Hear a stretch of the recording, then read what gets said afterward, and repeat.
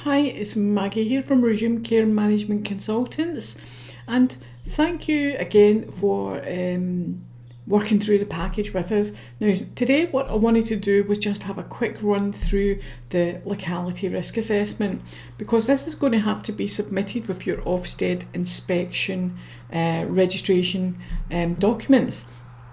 So completing this quite thoroughly and demonstrating that you've got an understanding of what's going on in your local area is going to be fairly important.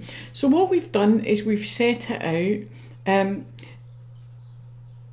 Potential providers of new homes, you are going to have to get into doing this, because you have to send this risk management strategy off to Ofsted, and if it's not completed properly, they're going to send it back to you to do it again. So the best way to do it is something that you're going to have to complete annually, but when you're first starting out, you're looking at providing as much information as you can about your local area, and mainly on the whole it's about the safety of the area. How safe is it going to be for the children and young people that you're looking to accommodate, and if there are risks in the local area, how are you going to mitigate those risks, and what are you going to do to keep young people increasingly safe?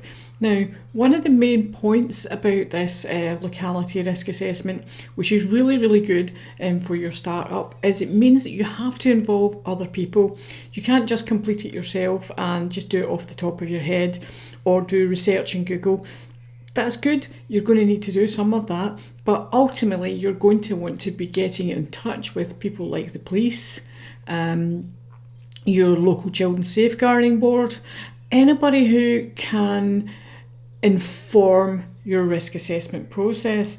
What we've done in here in the summary of analysis, and including in the contacts to be made, what we've done in there is we've actually put in details of people who you should contact and where you can get information. For example, we've put the crime maps and stuff like that in here, because you will need to refer to them, because what they want to do is to know that you've got a really good understanding of the area that young people are going to be moving into. Particularly, for example, if you're going to be taking in young people with high levels of child sexual exploitation, they want to know what is going on in your local area, what risks might be presented to your young people. What are you going to do to mitigate those risks?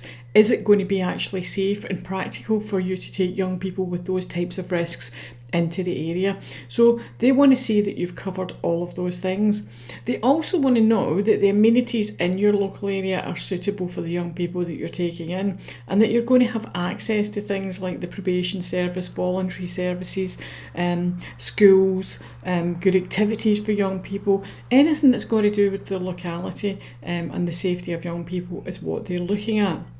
Now, as well as that, what they want to do is they want to look at what your risk strategies will be, and that's probably the main thing. They're not saying don't set up children's homes in areas necessarily that have got problems or that they've got issues. What they're saying is think about the young people that you're taking in. For example, in London, there's a high ratio of gang crime, so you've got to be careful about the kind of young people that you're bringing in to your area, what they're going to be exposed to, and how quickly they're going to gravitate back to the things that maybe you're trying to work on, or the outcomes that you're trying to achieve for them. So your risk management strategies, they have to be fairly robust, and you have to be able to explain the steps that you're going to take to keep young people safe. So you're looking mainly at young people's vulnerabilities and kind of comparing them to the vulnerabilities that are in your local area. We've tried to put as kind of these hints and tips in here so that you know what you're going to be looking at, and it'll give you a basic understanding of what you have to do. So in here as well, what you have to do is you have to put in those risks that have been identified by the people that you consult. As you can see over here, you want to be looking at the risks that the police have identified, the risks that have been identified by the local children's safeguarding board. If possible, and you can, is get the views of some children and young people. That might be quite difficult because you guys are just starting out and it's quite difficult to get that information. But what you want to do is, and mainly the whole focus of this exercise, is to provide Ofsted with an in-depth or rather to demonstrate to Ofsted that you have really risk assessed in depth, that you've consulted with partners, that you're able to look at the best interests of the children and young people in your local area. Remember, you're focusing on outcomes as well. So you want to be looking at what education support is in the area. Say, for example, you're not buying in your own therapeutic services, but you want to maybe outsource them. What's in that area that can be there to support the young people that are going to come into your service? So ultimately, this has got to be submitted with your registration documents. That's just a quick explanation of kind of what it's about and what you'll need to complete.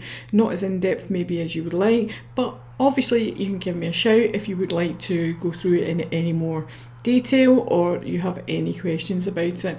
Until the next time, thank you. I'm Maggie and I look forward to speaking to you again soon.